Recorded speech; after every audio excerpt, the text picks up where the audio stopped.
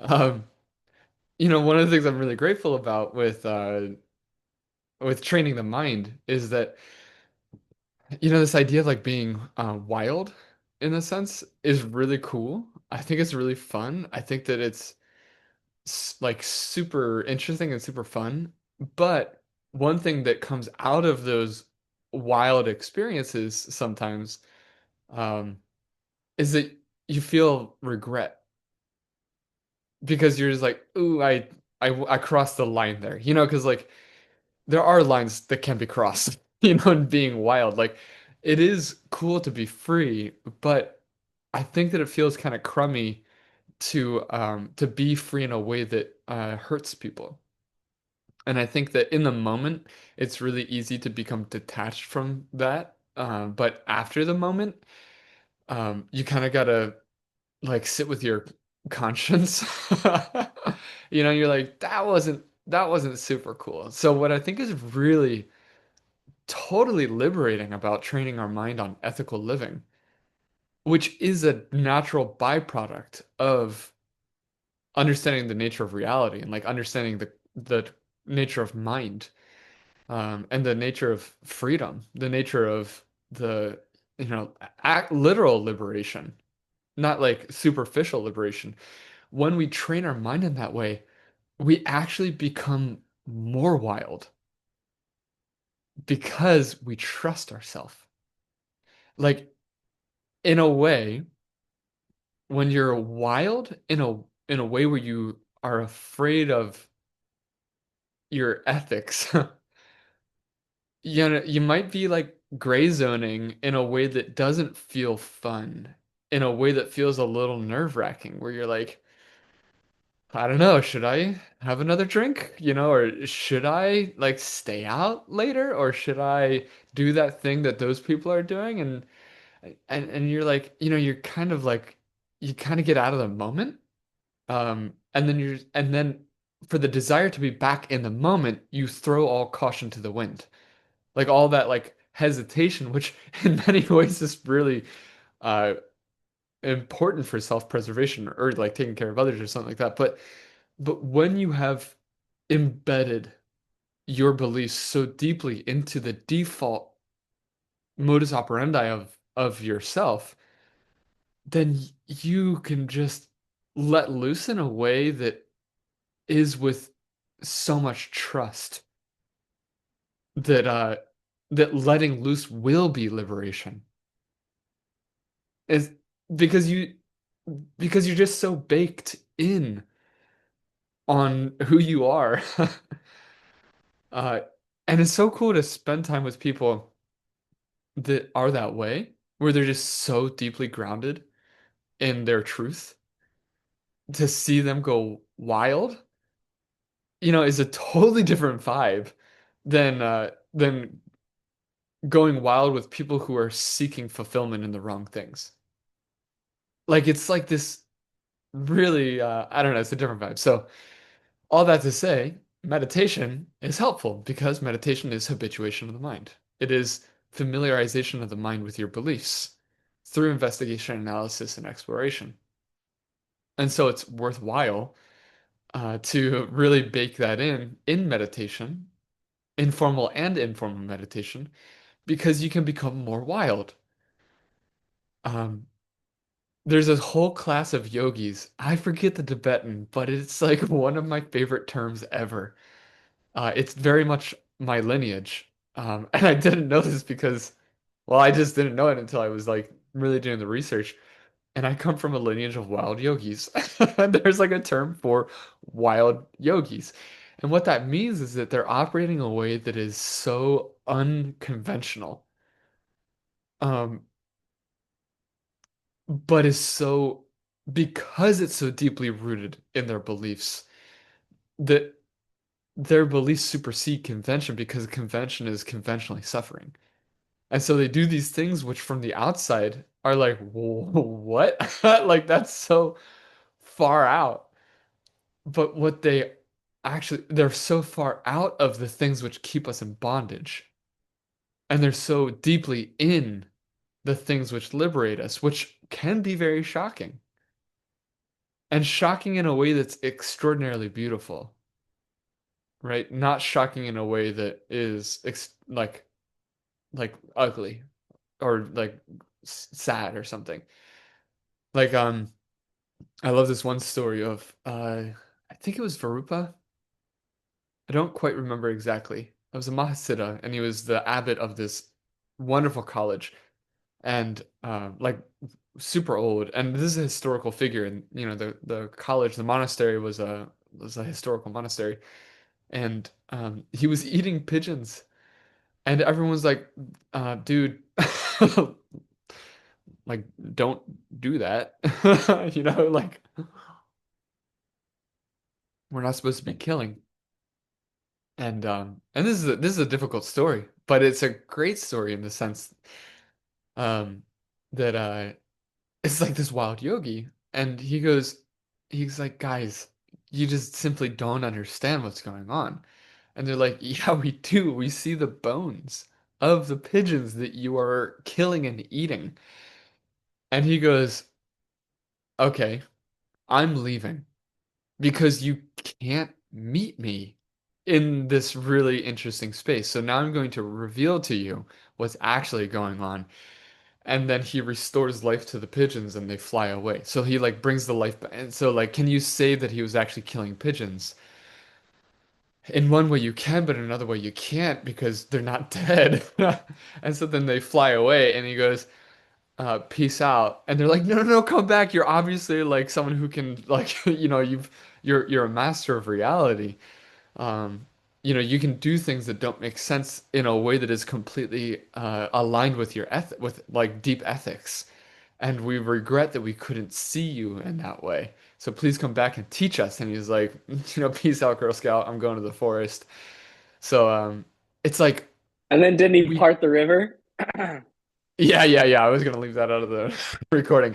Yeah, so he Oh, parted the sorry. Ganges River, which is like the river of India, part of the river and crossed it and went to the other side to go into the forest. And they were like, oops. Um, so anyway, I think that there's just like I think that's really cool. And so how can we engage in things that are kind of like borderline gray area of like being wild and liberated?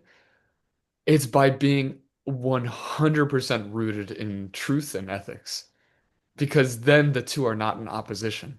It's when we use wildness as an excuse to break our logic instead of as an extraordinary exercise of logic. Uh, so anyway, go wild. Hi, Amy. You came in a very interesting place. All right, let's get into class today. Okay. I'm gonna flip onto my laptop really quick. So I'm gonna leave on my phone and join on my laptop. Yeah, sounds good. Can you see the screen, by the way? All right. I'm gonna assume that's a yes.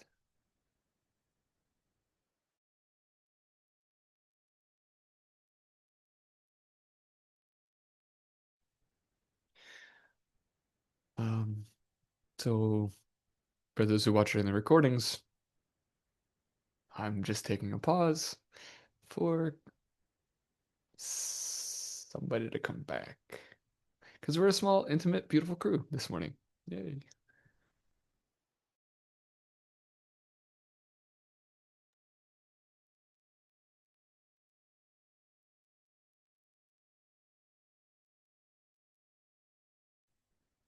All right. Upcoming events. Hey, can you see this okay? Yeah, cool. All right.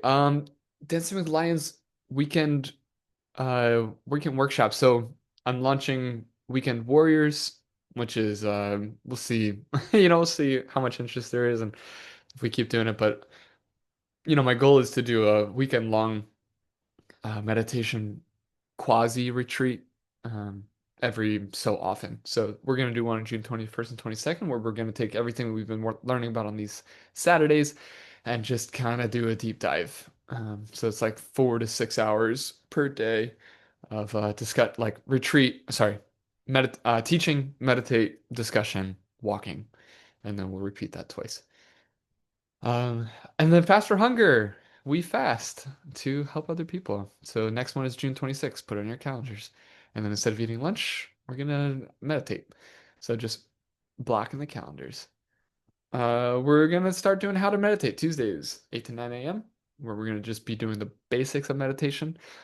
Um, and then Saturdays of Sangha is this, and we're putting all of the recordings and the slides up on the e-learning platform that you all have access to. So if you ever want to get the slides, rewatch the recordings, and then we're methodically going through the meditations of the Bhavanakrama through the commentary. And I'm going to be recording those as standalone recordings so you can do guided meditations as we approach shamatha, single point of focus. All right, let's get into class today. Cool.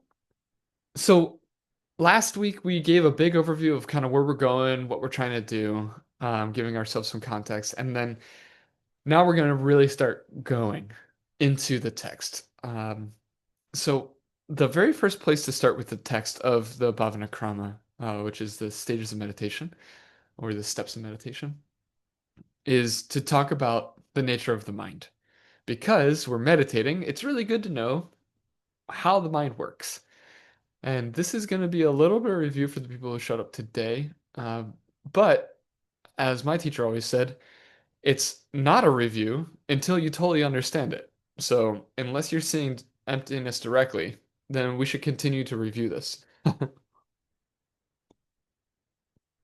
And it's pretty radical. And it's really good to talk about over and over again, and then meditate on it. So when we think about consciousness, consciousness is supported. That's a really big idea. It's a really essential idea. Um, Consciousness cannot exist without support. What does that mean? We're going to talk about it today. So, um, we can talk about crossing a river on a bridge, but we need to talk about the supports of the bridge. The supports are not the bridge. The bridge is not its supports, but you can't have a bridge without supports. All right, so we're going to talk about what that means in a moment here. So, how consciousness works. It's really funny. I spent some time with ChatGPT and Google Gemini to see. I like to chat with both to see, if they give me different answers. And I was like, how does consciousness work? Which is really fun to talk to in like a language model about, um, because they have to work on logical frameworks. There's no like, oh, let me pontificate. So that's pretty cool. Had a lot of fun with that. And then I, uh, it's really funny when my teacher teaches about the different schools of thought, because there's different ideas about what emptiness is, and there's different ideas about duality and non-duality. And so it's really interesting to learn the different systems. And he calls the people who believe in science the scientists, because it's a school of thought. Which is funny because I grew up in a culture where they were like, science is truth. And and then you ask science what consciousness is, and they go, uh, well, that's hard. And you're like, wait. But that's like the whole baseline of my entire existence. So you're telling me that you can explain everything except for that? And I was like, oh my gosh, this is just like a school of thought that can't explain the very, very foundation of the entire human experience. So it's kind of cool. And they're not, and it's not for nothing. Obviously, science has function, just like lots of schools of thought have functional frameworks, but um, science hasn't figured out how to stop suffering. And so we have to be like, how much do I trust this school if they don't understand suffering? Because we're supposed to have more technology. We're supposed to understand how reality works so that we can like live better. And even though we have more medicine, do we have less suffering? Not really. It's really interesting.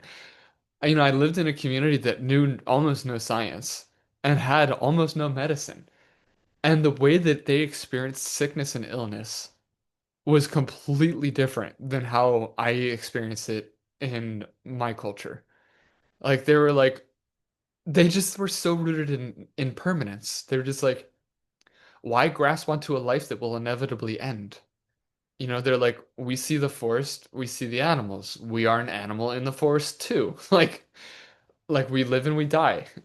And so it's like the suffering of suffering is we think that by getting medicine we reduce that, but it's interesting. It's not necessarily reduced. So anyway, I think it's interesting to take science with a grain of salt. So we have to depend on other systems to talk about this baseline of consciousness and how it works. So let's talk about it. There's an object. It's a mouse. Okay. And then there's me. And let's say that my awareness is this entire bubble right here. And I have awareness, I'm conscious of everything within my awareness. And according to this little graphic, there is a mouse. Like, are you guys seeing a mouse right now in your world? You are. No, no, no, like Oh, a literal mouse. Like, yeah, like, no. is there a mouse in your world right now? Okay, there are no mice in my world.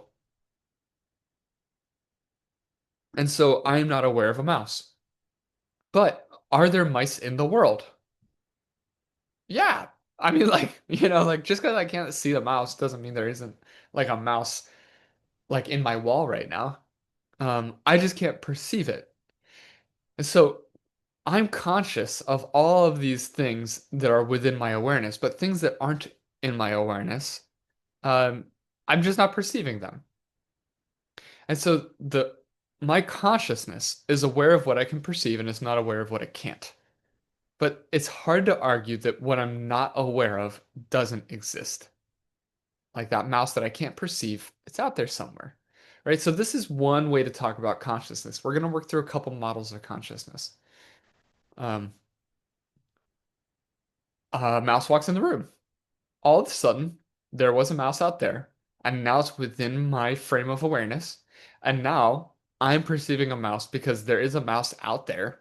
It has come into in here, and now the mouse is going from it to me, and so I can now perceive it. So this is one of the ways to understand awareness, one of the ways to understand consciousness. The definition of consciousness is that thing which is clear and aware, or clear and knowing, or luminous and knowing, or aware and understanding. Like those are kind of always the two things. Like some kind of luminosity, clarity, brilliance, and then the other is awareness, understanding, knowledge. So those are the two qualities. So when the mouse comes into my awareness, I can clearly see it and I know that it's there. And I understand that there's a mouse in front of me. And so one of the models is to say that the mouse has some kind of quality. And now that it's in my awareness, I am able to perceive its quality. And so we can talk about this generally in subjects and objects. The subject is I, and the object is the thing which I am perceiving. And so there's this idea that there is an objective reality out there, and it comes at me, and I then perceive it as it comes at me. And that is how my awareness works.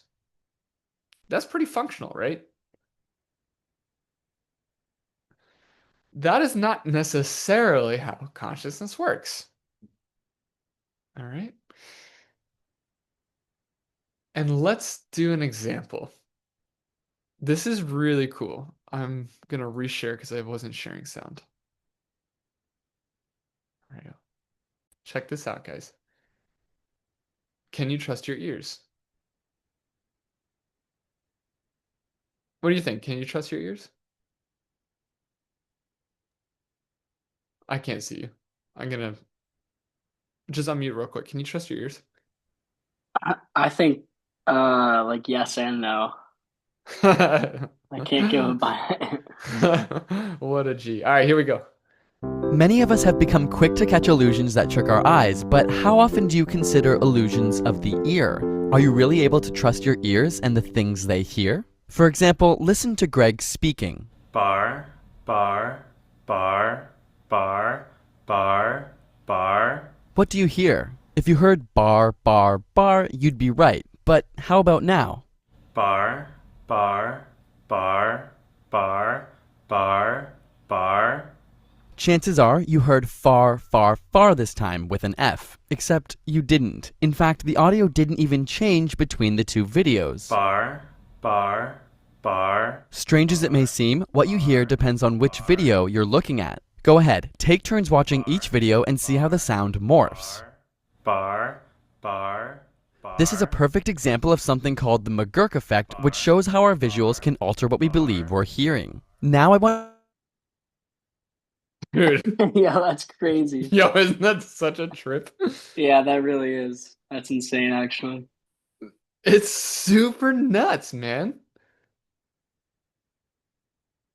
Yeah, I'm that gonna was go. wild. That was a pretty wild sensory experience. I literally watched that like 17 times because I was like they're for sure effing with me. Dude, that's how I felt too. And like the craziest experience was looking back and forth each time. I was like, what? Dude, it's nuts. And so in this model of an object has a quality, it comes into our awareness, and then we perceive its quality. The reason why that doesn't work is illustrated in very obvious ways in one word, illusions. Objects don't contain information. This is a magician who has lost their job. Imagine if this was true. Imagine if a mouse was a mouse from its own side. Then we would experience it perfectly. Imagine that the object of that sound, bar, bar, bar, existed from its own side. We could never experience it as an illusion because we would be hearing it perfectly every single time, regardless of what we saw, because the sound was whole, unchanging, and then we were able to hear it in its unchangeable state. But the fact of the matter is that our perception of it changed. And so, did the sound change? It becomes a little bit of a difficult conversation. Because if every single being who perceived that sound experienced it to change from bar to far, then could you really say that the sound was actually bar? It becomes really, really difficult to talk about. And so if a magician was to give you some kind of illusion, like obviously magicians aren't bending reality. They're doing something that isn't the way it seems. And that's fun. That's entertaining.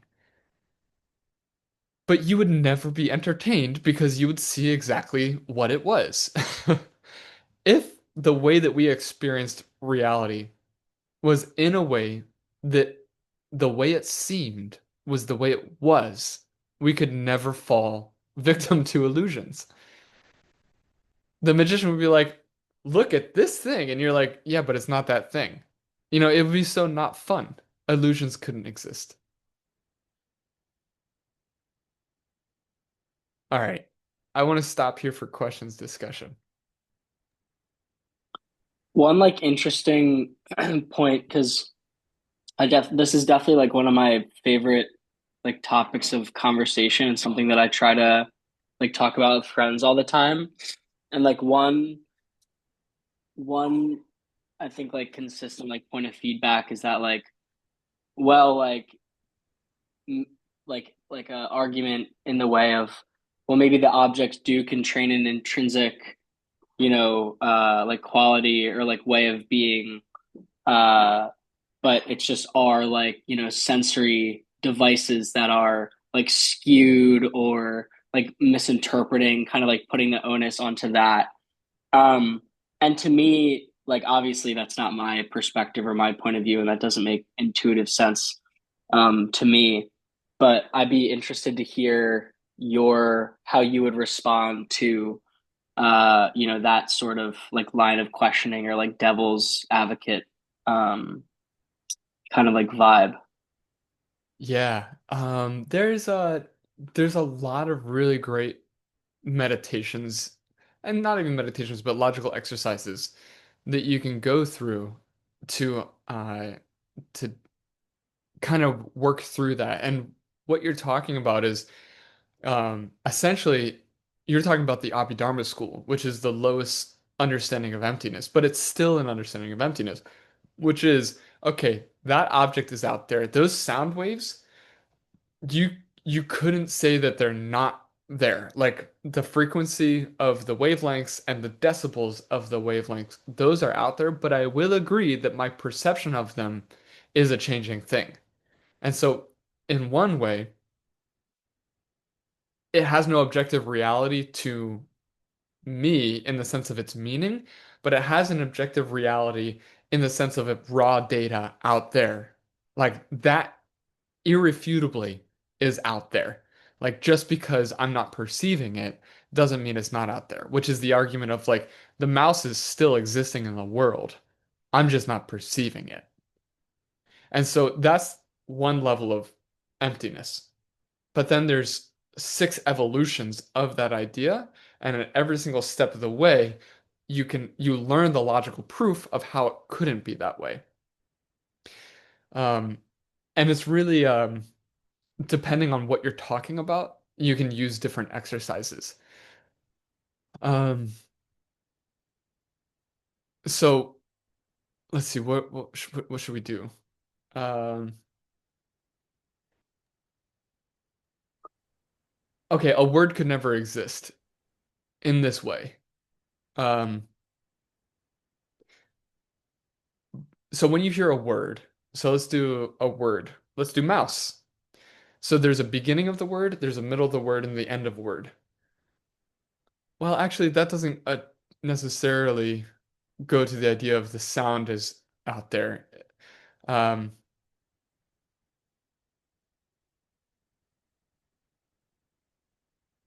okay. Uh, I can give you the specific context in which we were discussing it. yeah, okay, that'll be fun.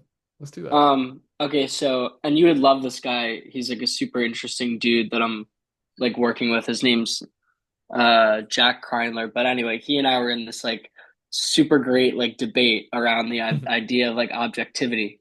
And he was arguing on a he was like the exact description of understanding of emptiness that you I forget the word that you used, but like the lowest like form where he was like, yeah, like maybe for like grosser components of our experienced reality, like that is true. But then when you strip things down to the like, more like subtle like layers, like around the behavior of like particles, for example, like there Mhm. is just like in like a more objective um like you'll get the same like results like every time, like there is an objective like order.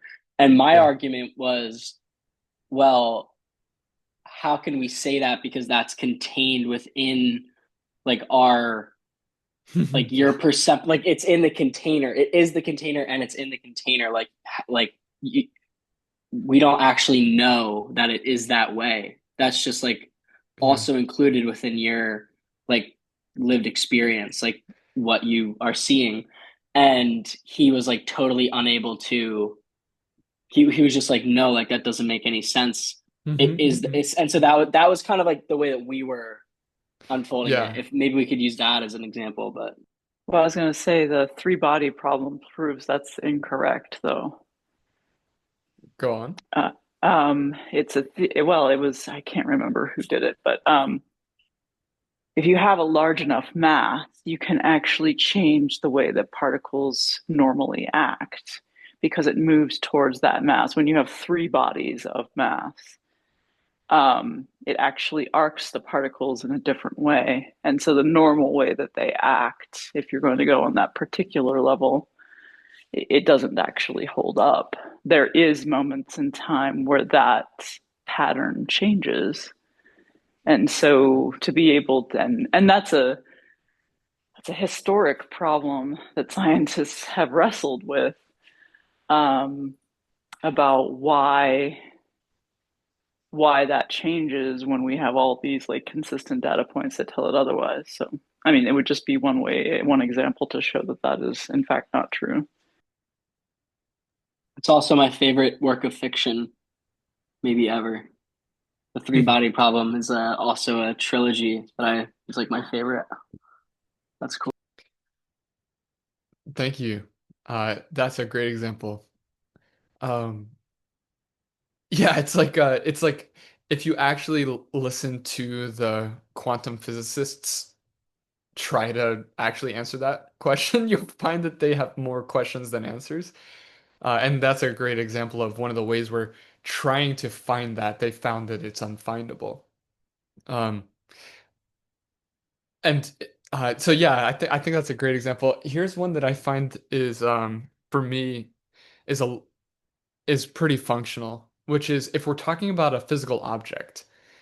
Um, sound is a little strange because it's physical in one sense, but it's not physical in another. Like it's a wave moving through fluid. But it's easier to talk about something like a cup or a pen or something. So what's kind of a trip is we say there's objectively a hard object out there. And then it's up to you to interpret that as a cup or a table or a stool or, what you can interpret that as to be whatever you want. So then a really interesting thing to say is, well, let's find the cup that we're even talking about. Like, can we even find the thing that we're talking about? And this is where quantum physics actually makes it easier to talk about this in a way that was more difficult like 100 years ago. So, would you agree that with a cup, there's a left side and a right side of the cup?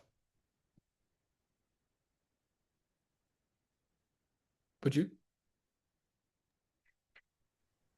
I mean, like it depends on which side of it you're looking from. Like I wouldn't say there's an objective left or right. I would say there's like a perceived left and right. Yeah, cool. Well, there's one side and another side. Yeah, yeah, Like you could take it and you could cut it in half and there'd be one half and another half. Like that's a possible thing, right? I would Okay, say so. cool. So what our brain does is we take that whole of cup and then we can imagine it as two separates and then we can imagine it as one whole. So let's just take one of those halves. Of that remaining half, is there a one half of that half and another half of that half? Yeah, of course. If we could do it once, we could do it twice. Okay, so now we're working with a quarter of the cup. So of that quarter of a cup, can we divide that in half? And now we're working with 1/8 of the cup and then the other eighth of the cup. So we took it in half and then a half of that half and then a half of that half of that half. So we get all the way like so the question is where does that end? At what point can we no longer divide the cup in half? Because we have to find the thing that we're defining. So like let's just define it. So we're on the edge of the cup where the cup is no longer cup and it's something else. Because if we're talking about a thing to find, then we should define the actual thing that we're trying to find. And so we get to the edge of the edge of the edge of the edge of the cup, and we have to get to the point where we're talking about, oh, well, it's an atom. Okay, well, the atom, a single atom, because we could find the edge of the cup if we could find a single atom. Would we agree? Like it is no longer cup. Like here's cup and here's not cup. And now we can finally define the thing that we're actually trying to say objectively exists out there. Because that's where you're going to get to. Like, because the definition of a definition is it is what it is, and it isn't what it isn't, and there's nothing else that it is than what it is. There's three components of a definition. So if we're going to say, let's talk about something, we should define it first so that we're all on the same page. And what you find is that you can never actually find the thing you've defined. And so you say, okay, we're talking about a physical thing. So the physical thing is what it is and it isn't what it isn't. And so where is the edge of what it is and the beginning of what it isn't? Because now we can talk about the thing we're talking about. So you get to a final atom and you say, well, even the atom has electrons, protons, and neutrons. Okay, great. Let's talk about that. Well, wait, hold on. Do you want to talk about the electron? Or do you want to talk about the neutron? You're like, well, the electron, because it's the outermost part. I'm like, okay, great. Let's go into the electron. Okay, well, the electron is it's actually a cloud, right? So at what point are we talking about it? Is it when the electron is over here, or is it when the electron's over here? You're like, well, it's at the furthest point out. Okay, great. And we're still in this exercise of cutting things in half. So we're saying, okay, the one instant when the electron is in its outermost segment, like the furthest away from the center of the cup, that's what we're going to talk about. That's cup. And you're like, well, actually, we can't actually talk about electrons because electrons have quarks. Okay? And so now we're getting into the space of quarks. And the nature of quarks is that the moment that you perceive them, we get into the Heisenberg problem, where the moment that you perceive a reality, I forget exactly how it works, but it's this idea of like um, the moment that you perceive it, it's no longer there. That's the nature of quarks, which is what you find is the more that you try to define physical reality, the more it smacks of emptiness. And so you're like, okay, well, quarks, they are the final level of reality. And you're like, yeah, until we find the next thing, right? Because that's what they said about electrons. And that's what they said about atoms. And that's what they said about molecules. And that's what they said about dust. Like because you can never identify the smallest particle of physical reality, which is what these schools teach us. Scientists say we can. Well, except recently, they've begun to say you can't. But not everybody agrees with that yet. Then you'll find that the further you divide it, like you can always divide it further. And then what happens is, when this is where we're getting to, and this is what you just said, LJ. Well, at least how I perceive what you said. The further and further and further you divide reality as an observable thing, the more and more you have to talk about the observer.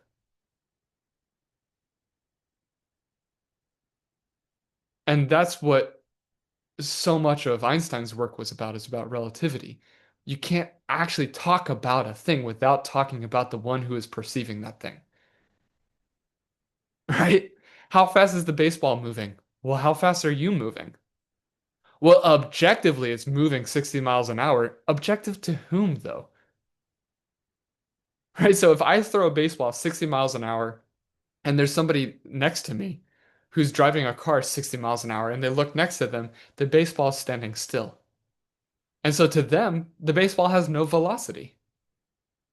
And you're like, well, yeah, I mean, we're talking in relativity to the ground, right? Let's just be like honest. Like it's just the ground.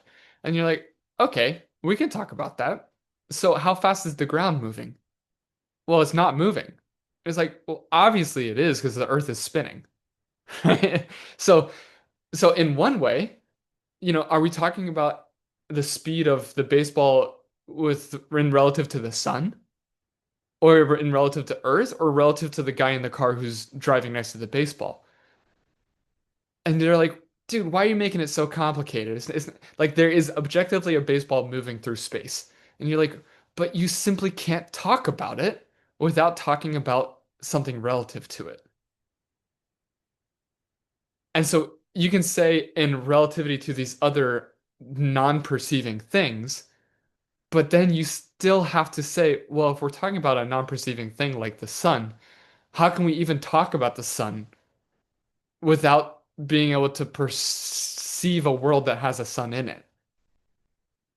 And it's like, well, we're all perceiving it the same. And then you say, well, are we?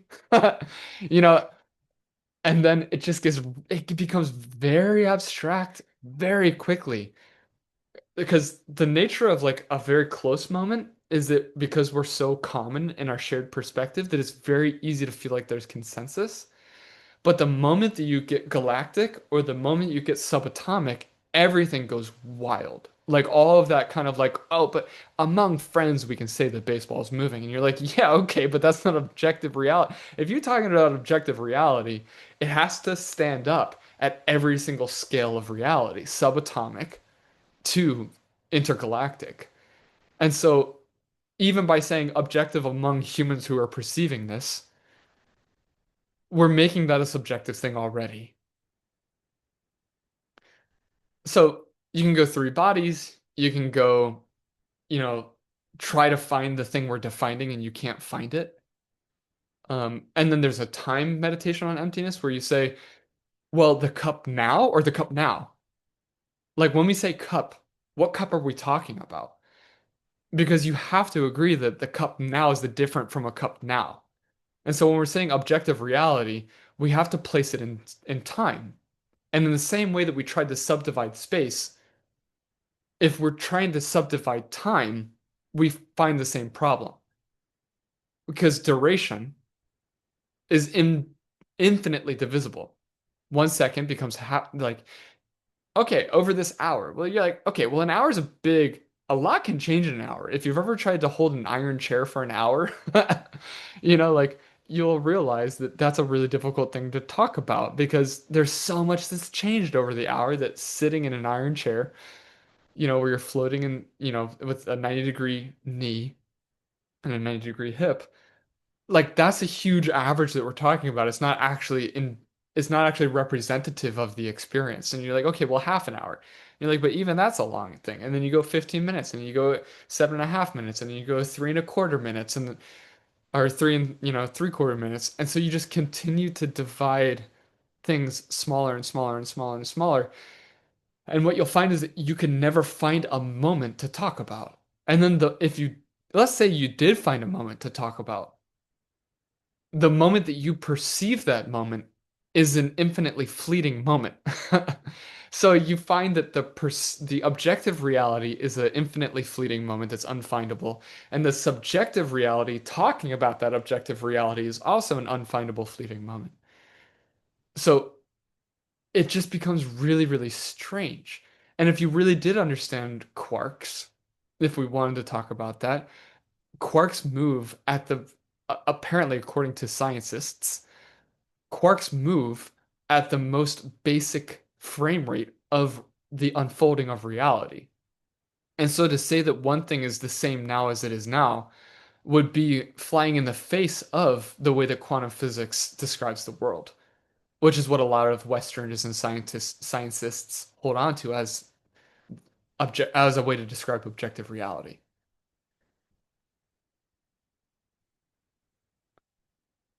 How do you feel about that, LJ?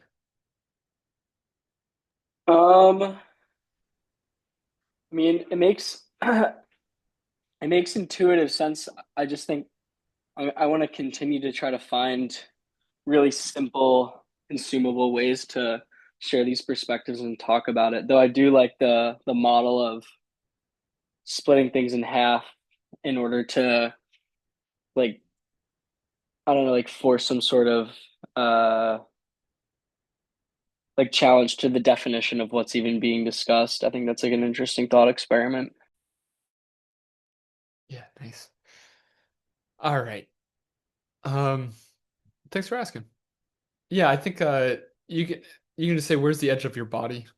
Um, well, anyway, there's like 100 meditations that Betts Greer, Venerable Upala put out that are really, really, really wild, just to meditate on emptiness. Um, and uh, and then you got to take these like really old ideas and find ways to talk about it simply, like find the edge of a cup, or is it a pen or is it a chew toy? Is blue blue from its own side? And it's like, well, how fast is it moving through space? And is there bodies of gravity around it? Because light is a particle. So at what point is it blue?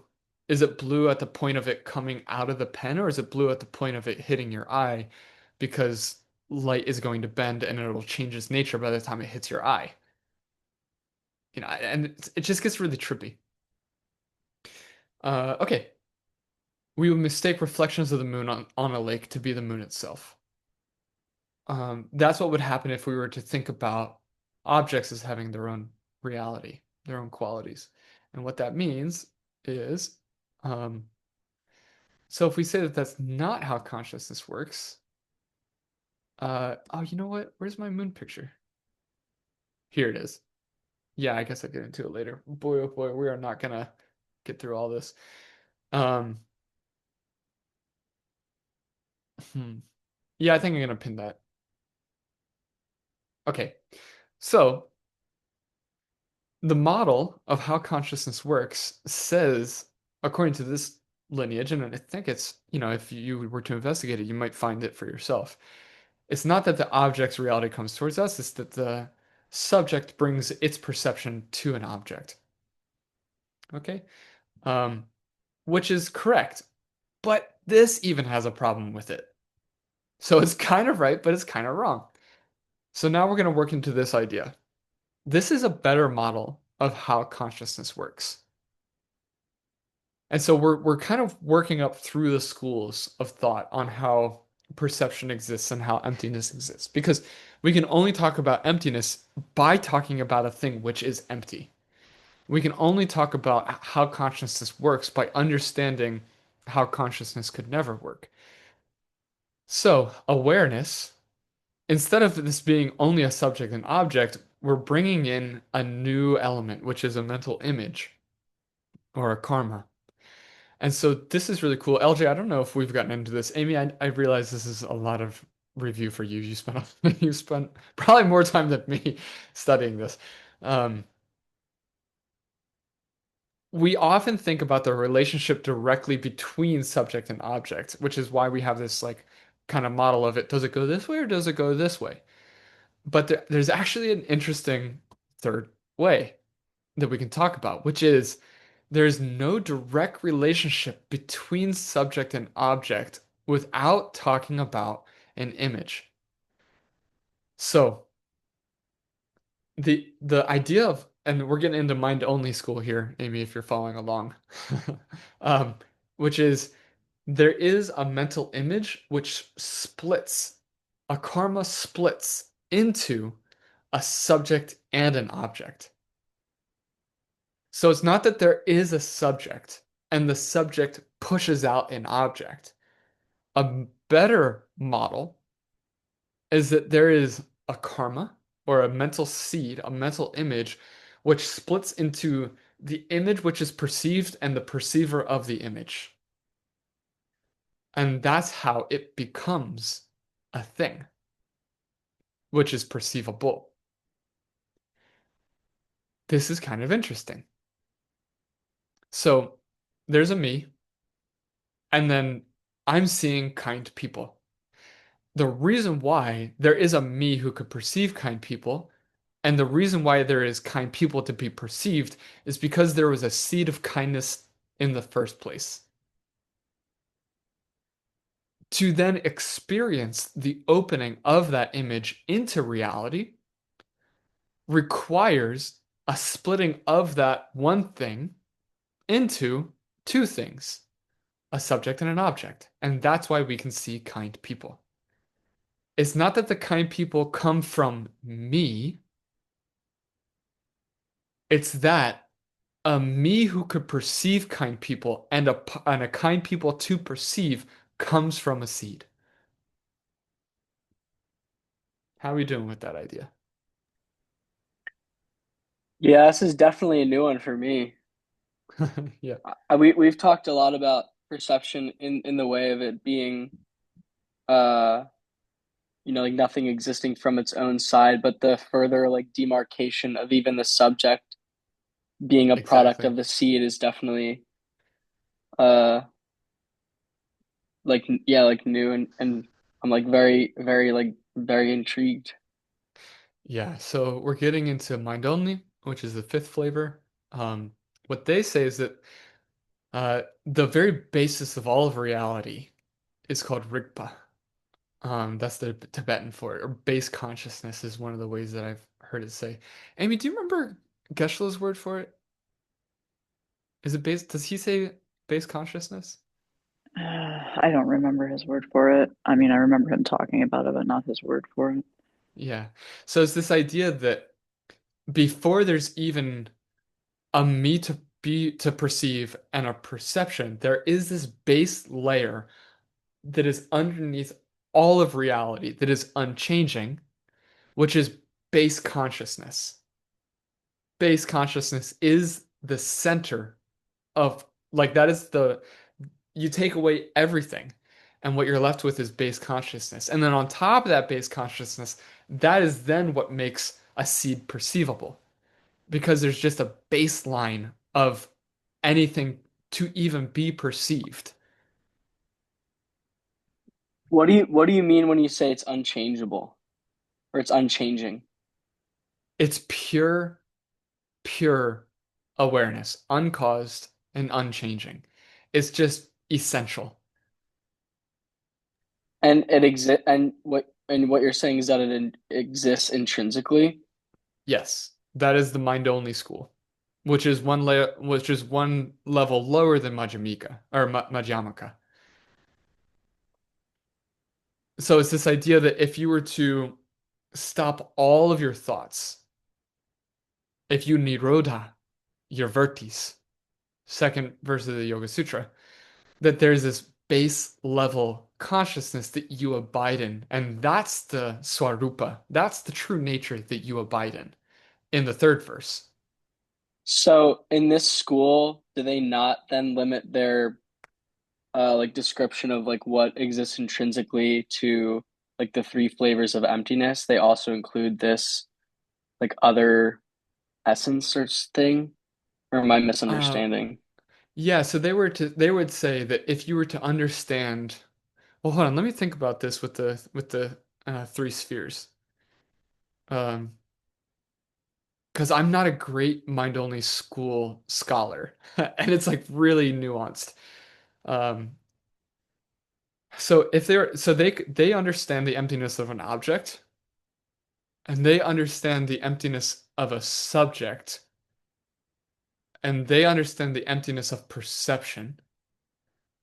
And what I think they would say, and please extend me grace and understand that I'm not gonna nail this. I think I'm gonna get pretty close. I could be nailing it, but I'm not gonna say that I'm nailing it.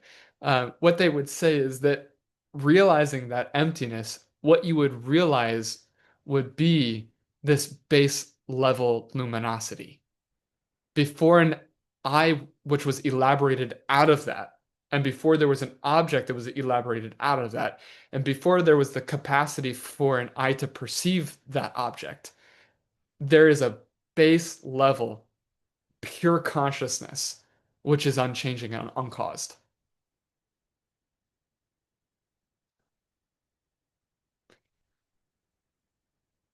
All right. If you're having trouble with that, it's because you and I have basically only ever talked about higher middle way. Because okay, so we're gonna get into well, actually, I think I didn't go that deep in this presentation. Um, Majamaka would say that even this base level consciousness, the only reason, like even this base level consciousness doesn't exist from its own side. Um, and there's some really nice proofs of that. I'm not going to get into that today, but let's now break this. Because I want to get back to the bridge analogy. I'm doing all of this just to get back to the bridge. Um, because we need to understand how consciousness doesn't work. So a mental image splitting out with only an object. Like let's try to imagine that there was an object out there without a subject to perceive it, working under this idea that things come from mental images. That doesn't work because there's no mind in which the mental image is coming up to then have an object be produced. Right? So this doesn't work if we understand cause and effect of mental images. Okay, so let's try it without an object. There is a subject that comes out of a mental image waiting for an object to be perceived. And this is where the mind only school breaks down because they're talking about a subject that, in a way, they're talking about a subject that doesn't have an object. Because there's like this consciousness, which by definition is aware, but you can't say there's awareness without something to be aware of. So we can talk about an object which has no one aware of it. That doesn't really work from this idea that things come from images, because the mind-only school agrees that things come from images. And then you can't say that there's a me who has consciousness if there's nothing to be conscious of.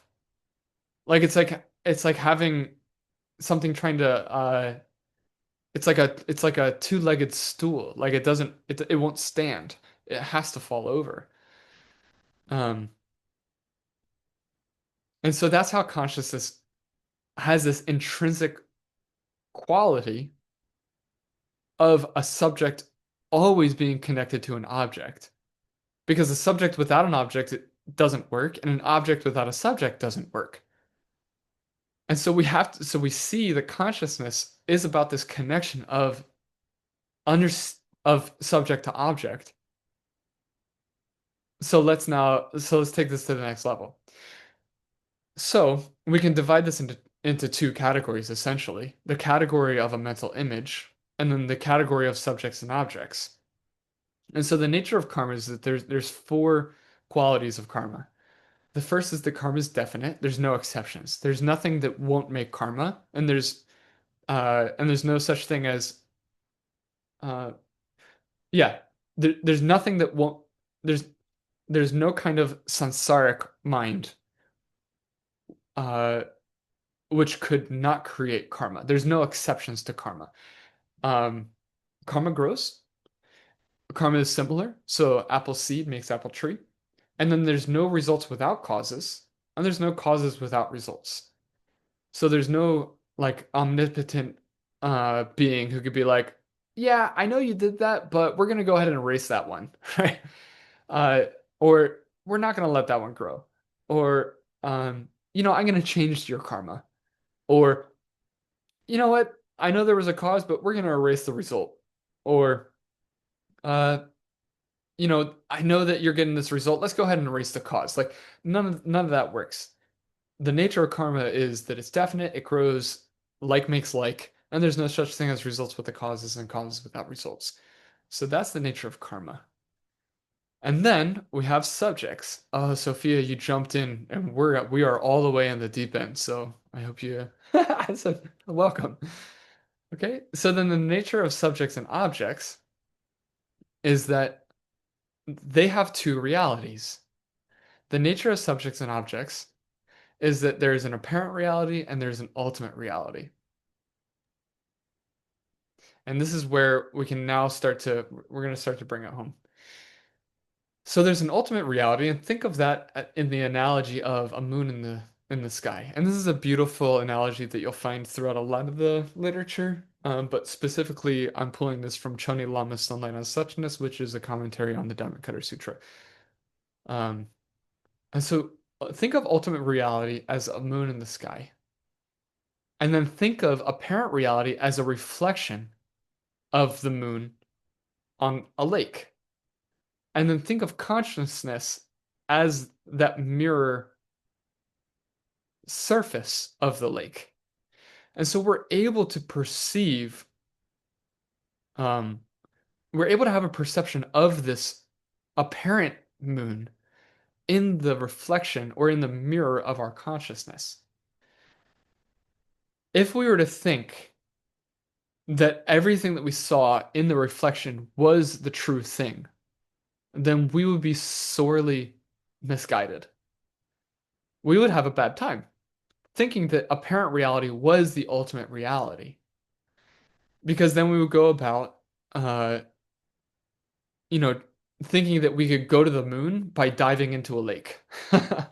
It just wouldn't work. You would go try to find it, but you wouldn't find it.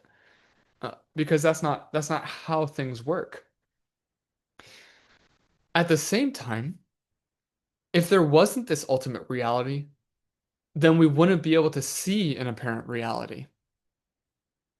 Because if there was no moon in the sky, then there would be no reflection of a moon. So the apparent reality depends upon ultimate reality. You can't have apparent reality without ultimate reality. And you couldn't have ultimate reality without apparent reality. Like they're locked in tandem. When we talk about ultimate reality, we're talking about the ultimate nature of things, which is that they are empty of any qualities of its own. But in order to talk about that, we have to have a thing which is empty. Because we can't talk about ultimate reality without talking about apparent reality. And we wouldn't have anywhere to talk about this if we didn't have consciousness. So we see that these three things are really, really connected: ultimate reality, apparent reality, and consciousness. These three components these are our the entire makeup of the human experience are these three things. And so when we're talking about why we should meditate, one of the ways that we need to talk about it is that we're trying to really understand something. We're trying to understand consciousness. We're trying to understand how reality works. We're trying to understand everything that we just talked about. So, misunderstanding all of these things is what creates obstacles to omniscience, or to being kind, or to relieving suffering from all beings. And so we have to say, if the nature of consciousness is clear and knowing, and if there were no obstacles to consciousness, we would be omniscient, then we have to say, well, then what causes the obstacles? And last week we made the case about how compassion is a cause for omniscience. Um, and so the opposite of that would be the cause for the obstacles to omniscience, which would be misunderstanding, which would be perpetuating suffering. Because if we misunderstood reality, then we would suffer. We'd be biting into plastic apples thinking they were real apples because we misunderstood that object. And that would suck because we'd be hungry, we'd be trying to eat, but we could never be satisfied. Or by mistaking the moon as a reflection of the moon, if we wanted to go to the moon, we dive into a lake and we realize that we didn't go to the moon. And so we would be just totally inappropriately interacting with reality. So, here are two really basic ways that we misunderstand reality. We think that there is a mouse out there that's independent of our perception of it. Another way to misunderstand it is that there is a mouse out there, and then I realize that I can only be aware of it when it's in my awareness, but it still has qualities of its own. These are misunderstandings of how reality work, and the reason why is that it's an invalid basis. If we believe that this was true, and we build our whole identity and our whole existence around these misunderstandings of how we experience objects, of how uh, awareness really works, then the support of our consciousness would be an invalid one, and we would constantly be struggling. If we were to think about consciousness in this idea that there's a mental image which opens into a subject and an object, and even all of that is in and of itself a subject and an object, right? Even consciousness itself is something which is produced. So even everything in this box is also coming from a mental image. So it is produced, it is not inherent. That is a valid understanding of how consciousness works. So now we come back to the bridge. The bridge is a way to go from here to there, and it has supports. And it's really important that the supports of the bridge are valid, because then we could actually go across the bridge. And so I put a coconut here because the way that we perceive reality in an invalid way still in some way functions. Obviously, we're here. Even if we haven't seen emptiness directly, even if we haven't seen the ultimate nature of reality, and we're not operating in that constantly, it still works, but it's limited in its growth. It's limited in its capacity to be wisdom. A coconut is amazing. I used to live in the tropics for a long time, and I'd see coconuts in the most uh, inhospitable conditions, like a beach. Right, it's on top of the sand on a beach. That's like the worst place for a seed to ever be. It's not protected. There's no moisture. It's not underground. It's just being baked. And you see these coconuts sprouting and growing. And so it's still able to function. But unless that coconut is in a valid substrate, it is limited in its ability to grow. It won't turn into a tree. And so our experience of reality, even in this mistaken way, it's still functional, but it's limited in its capacity to grow because it's not rooted in truth. It's not rooted in the truth of how consciousness really works and where reality really comes from and how reality really works. And so we'll never be able to cross the bridge because the supports of it would never sustain our journey. We'd fall in the water, which is suffering. And the other side of the bridge is total liberation of suffering. It's understanding how everything works, which means that we would stop creating images of suffering because we understand the truth. We would only create images of bliss because in our omniscience, in our total valid consciousness, which is rooted in truth, which can limitlessly develop, which means our awareness can become limitless, then we're able to perfectly understand every single cause of happiness. And we would never participate in causes of suffering. Um, and so, uh, yeah, that's the presentation. Um, I think that that's really cool, and when I had a conversation with my neighbor about this morning, because we talked about this at like 6:30 a.m., which is, I just have the strangest neighbors. Um, this great meditator, he's been meditating for 30 years, and he's my neighbor, and so we just talk about this, and so then what we talked about was like how at the end of the day, you leave the bridge behind in total, because you've gotten to the other side. And so then we don't even need to talk about supports of consciousness as if they were something that existed. But that's like, you know, that's how you get off the bridge. Otherwise, you can't get off the bridge. Um, all right. That was a big concept. And Sophie, you just jumped in at kind of the climaxing ideas after an hour of, Yes. of build up. So yeah, I will need to catch up. You'll have the recording of it, right? Yeah, I do. Hi, Bob. Thank you so much. Yeah, it's very interesting. I kind of get the idea of it at the end of it. Yeah. I need to Uh, rewatch it, of course. yeah, I guess if I were to just summarize in the perspective of yearning, in this perspective of like wanting to know truth, I think one of the really nice ways to think about it is if I'm going to build a mental infrastructure, if I'm going to develop something, like I love real estate. Some of you know that. If I'm going to develop my real estate, I'm going to develop on a valid basis, right? Because if I develop it in a swamp or on sand, then I could get kind of far, but in the first kind of perturbation, in the first kind of like shakiness, it's gonna fall apart. And that's not a very good investment. And so I Mhm. find that when we work with these systems that don't have a valid explanation of how reality works, I'll be very limited in my growth. I'll be very limited in like it still is functional. Like science is very functional, but it doesn't Mhm. explain everything.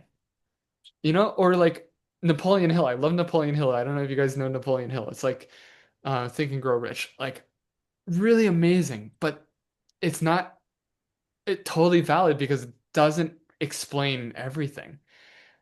And so I think we should be really careful about how we're building our mental infrastructure, how we're building uh, our understanding of things.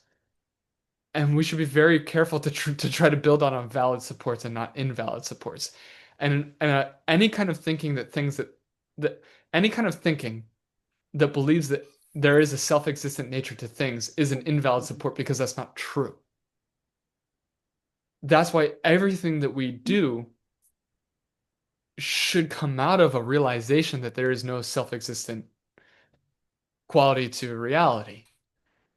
And if we were to build ourselves on that, then we would have a valid basis, which would never run out because it's rooted in like ultimate truth, which is limitless. And that's how we can then develop a limitless consciousness. I guess I didn't summarize very simply. Uh, I want to root into something that's true. I feel like I need to meditate every time I heard something. It takes me a little longer, especially in the morning, to catch up with the thoughts. Yeah, tell me about your meditations. My meditations, I mean, I'm working on it. Uh, I try to do Good. it. Yeah, I don't do it as often as I should probably, but yeah, I feel like with my everyday schedule, I kind of need to slow down a little more often. Yeah, just even if you just get 10 minutes in the morning, it's a really, really, really nice way. Yes, and Um, I've been practicing the one you says like with the, be thankful for the teachers, people around you. So it oh, definitely good. that was like my starting point. Yay, good. That's awesome. And on Tuesday, by the way, I'm going to be going like really in depth on that. Okay, so let's do a little meditation to meditate on what we heard today. Um, Yes. my original plan was to go through the compassion meditations because that's what the text advises us to do, but I feel like we should meditate on what we taught today. Okay. So let's try it. Hmm. Okay, come to stillness.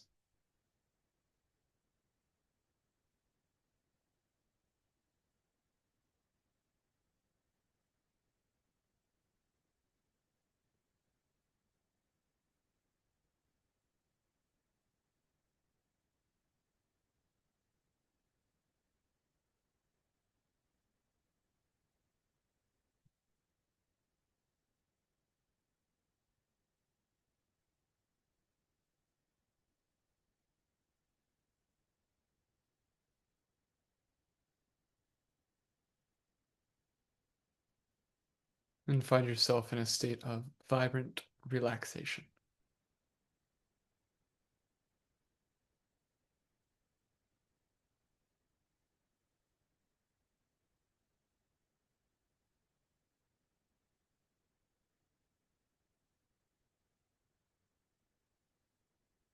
Okay,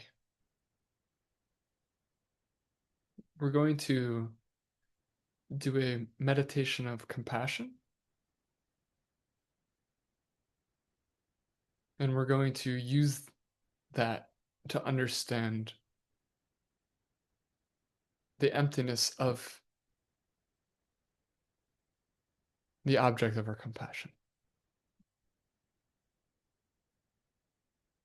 So bring to mind somebody that you perceive as suffering.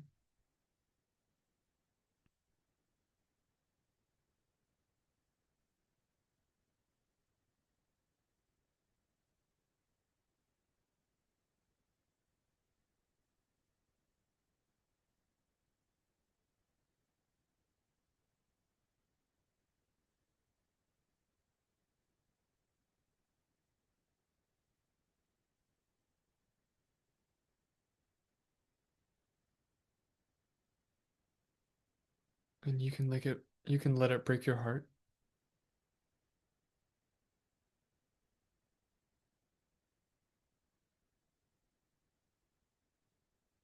and use that broken heart as motivation.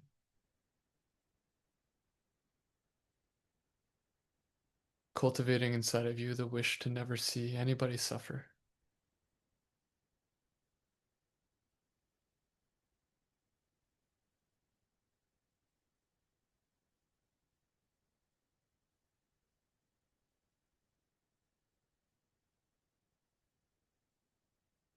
And so, if we wanted to see a world that is free of suffering,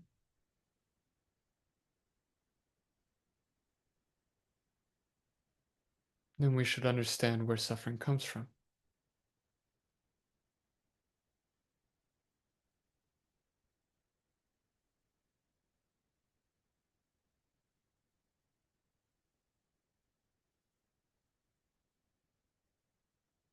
That makes sense.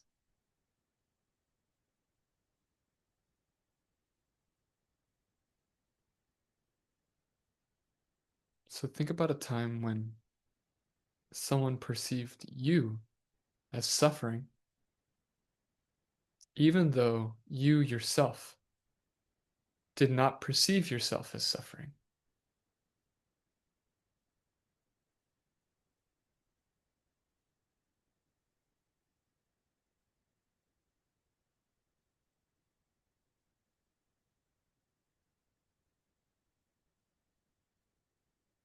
How odd that my image of myself was different than that person's image of me.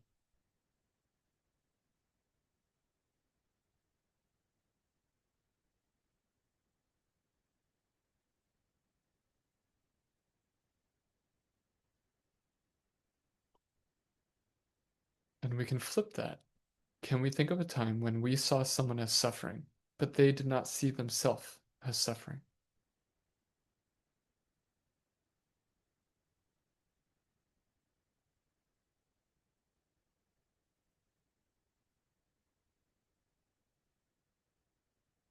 This is very easy to see in people that we perceive as having active addiction, where they're like, this is great. I'm having a great time.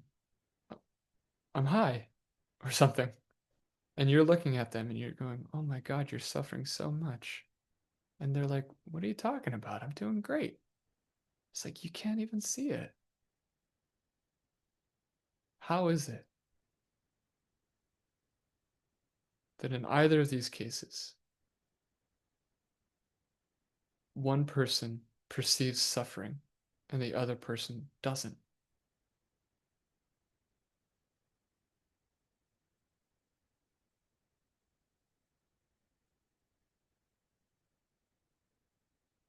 Even though it's the same object. It's me, or it's you.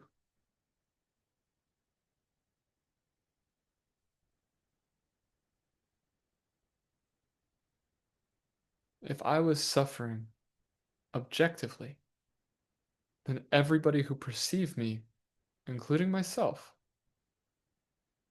would see suffering.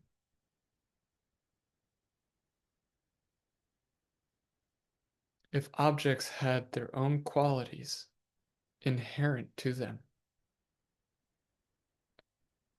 that means that they couldn't change.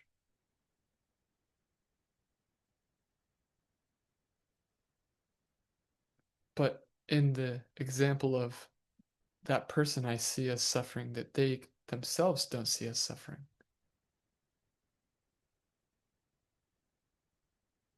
we see that that's not the case.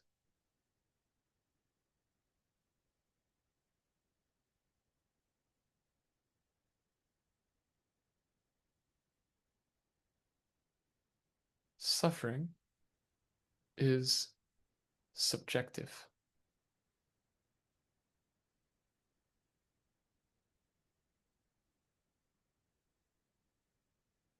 which means that it doesn't come from it, it comes from me.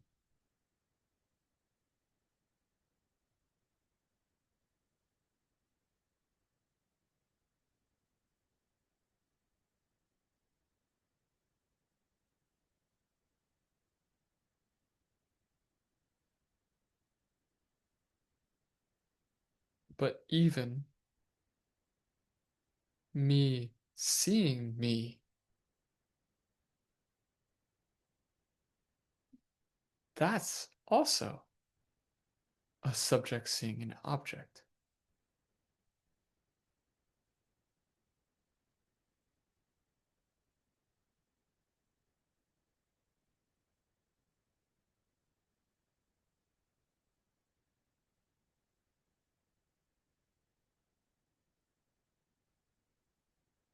And so, in the same way that seeing a person suffer and being somebody who sees suffering, those two things are directly connected.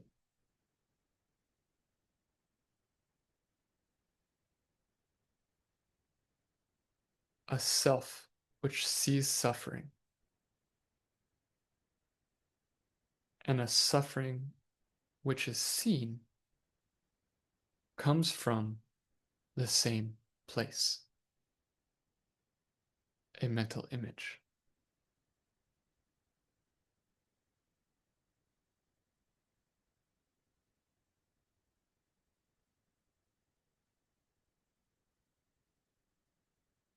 That person's mental image is different than my mental image.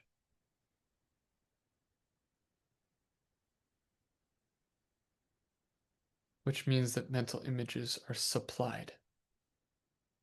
Where do they come from?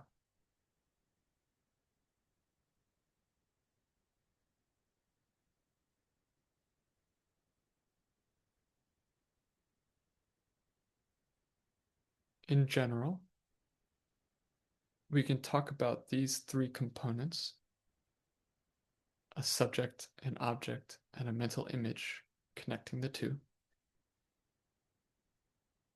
We can talk about that as a moment of consciousness, a moment of awareness.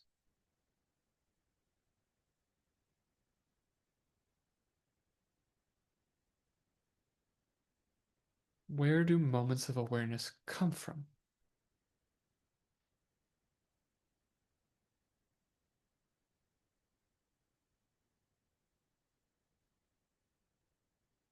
In the same way that an apple seed makes an apple tree,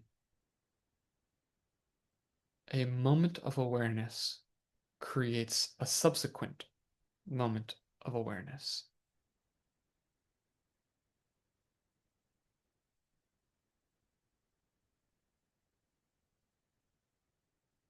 And the quality of that moment of awareness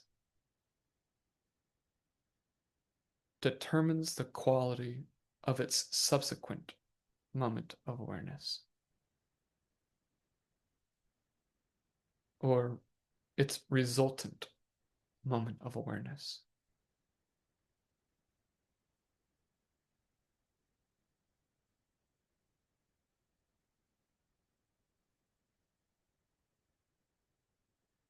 And so a moment of suffering where there is one who sees suffering and there is a suffering which is seen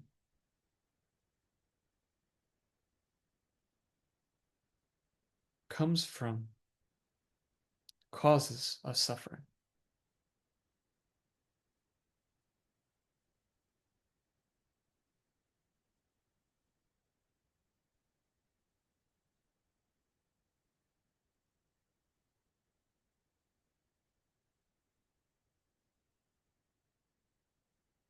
The inherent quality of a moment of awareness is that there is no inherent quality. The quality of this moment of awareness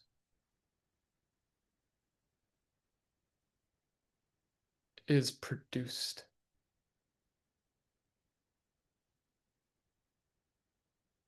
Because one moment of awareness can be different from another moment of awareness.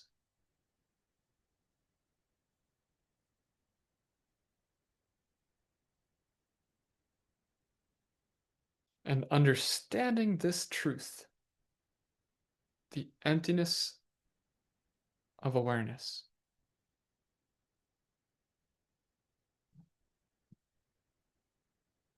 and then its perception being a mental image, a karma opening.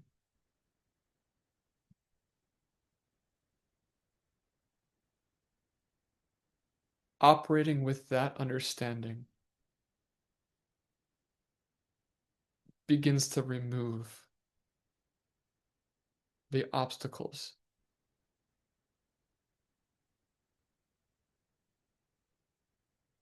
to seeing a world free of suffering.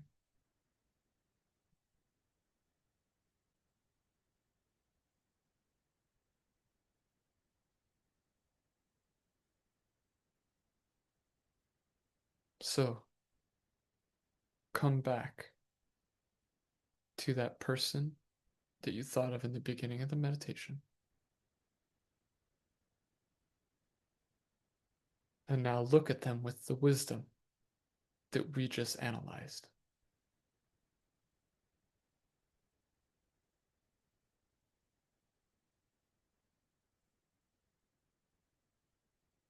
They themselves are not inherently suffering.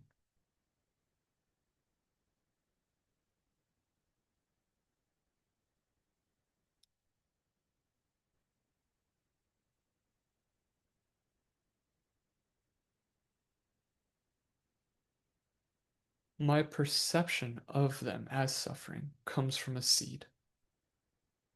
That is why I can see them as suffering.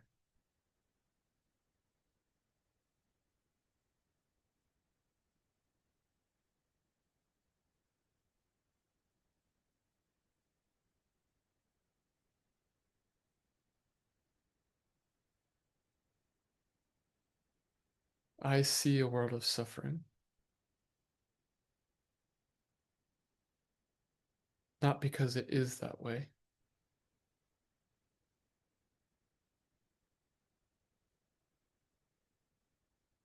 but because I have a lack of understanding how things work.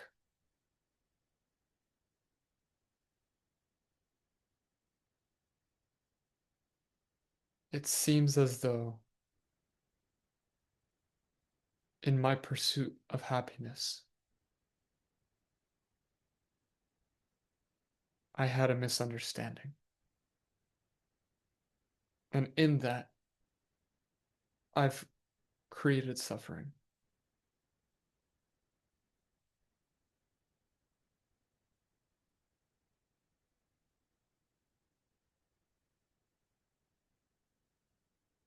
But now, with the understanding that I've gained in this meditation,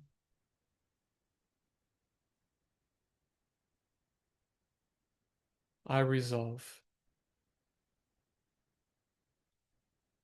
to create images of happiness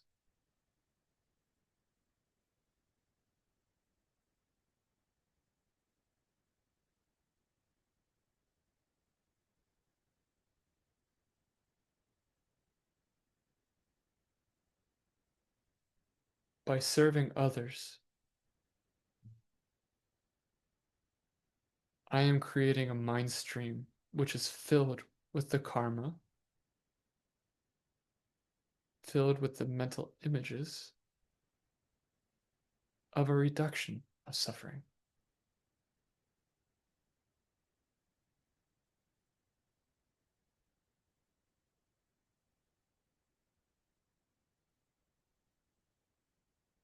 That seems worthwhile. That seems like a good way to be.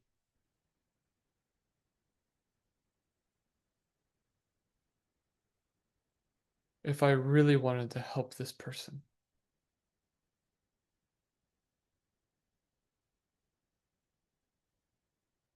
then I would live a life of helping people.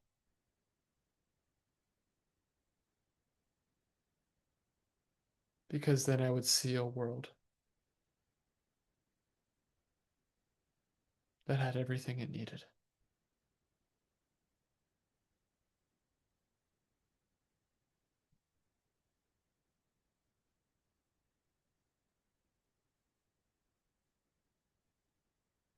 And so I dedicate whatever benefit I've gained from this meditation.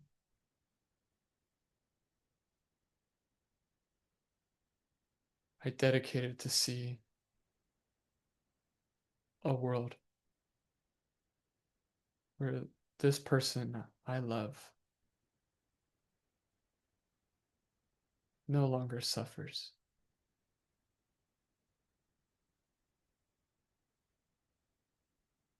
And I dedicate it to a mind which is free of images of suffering.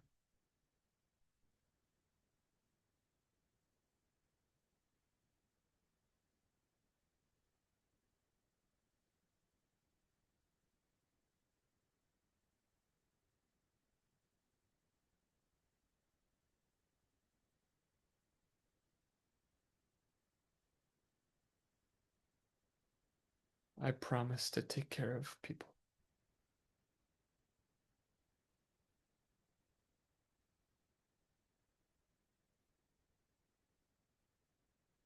And as I leave this meditation,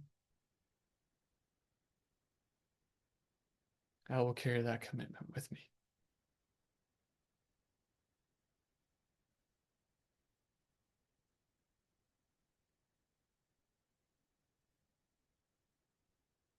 Because it has to change my world.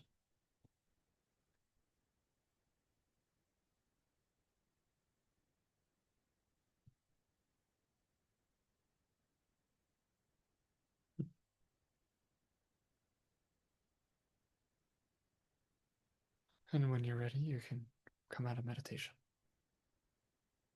keeping that commitment firm in your heart. And take a stretch.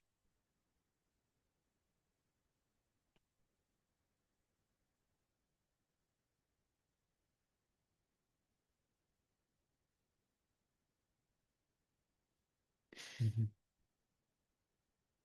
I know I went a little over, but if anybody would like to share, feel free.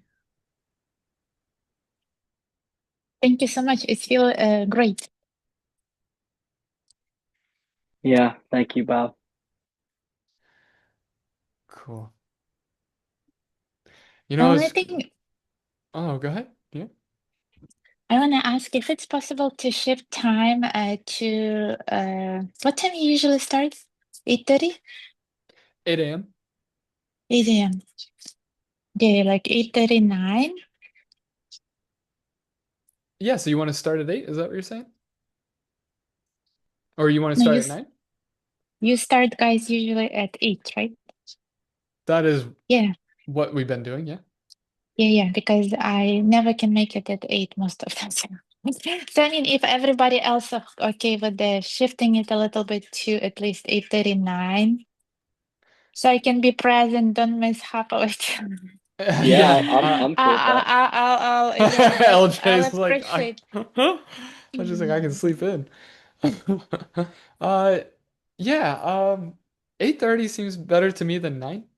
Um because what I Thank you want so to much. Yeah, if it what I just work for you. If not, I'll just like catch up with the recordings. no, it does I mean is 8:30 is that functional for you?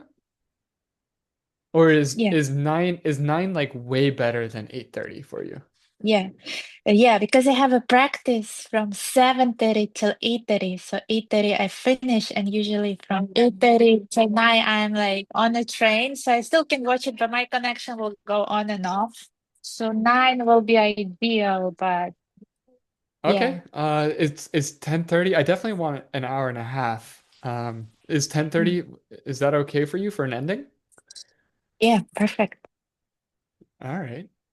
If that worked Uh for you. Because yeah. yeah, well, the way for things to work for me is to make them work for others.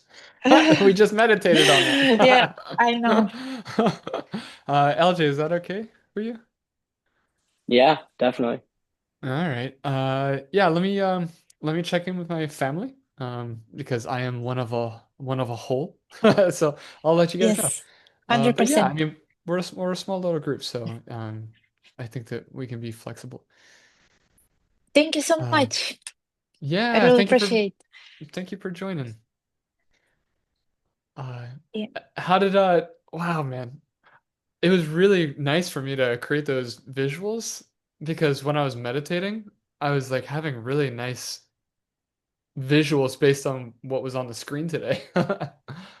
Yeah. How'd you feel on the journey that we went of like seeing the thing, understanding where it coming from, deriving truth from that, and then deploying it into making a better world? Did you feel like you were able to follow along? Did you get lost along the way? What was your experience? You asking me? Anybody? Honestly, I fell into it really well because I feel like that's kind of my transition in life too, where I used to see certain way things and it all felt really unfair and different. Now Mm, when I have a better understanding and my life changing, so it's give me a different perspective on the things that I look and like nice. accepting it, right? So it totally like we was you was saying it so it's like it was a different reflection of the things I see before that I do now. So I kind of relate with that. Nice. Thanks for sharing. Yeah, I appreciated the journey through the different like stages of thinking through that. So yeah, I really appreciated the class. Cool. Um, I would normally want to go a little bit slower, but I already knew I was going to blast through time. So, hopefully, it wasn't too fast, but you'll have the recording and you can go through it Thank you. throughout the week. And if you'd like to, that would be awesome because the reason we're doing these meditations in this sequence is because that's how it's taught in the text. Like if we want to, like we have to work through kind of a sequence of things. So it's that's why we're going through it in this way. Okay. Yay. Thank you so much, guys. Have a great rest of your weekend and let's go serve. Thank you so much, Bob. Thank you All so much. right. Peace, Peace y'all. out. Love you.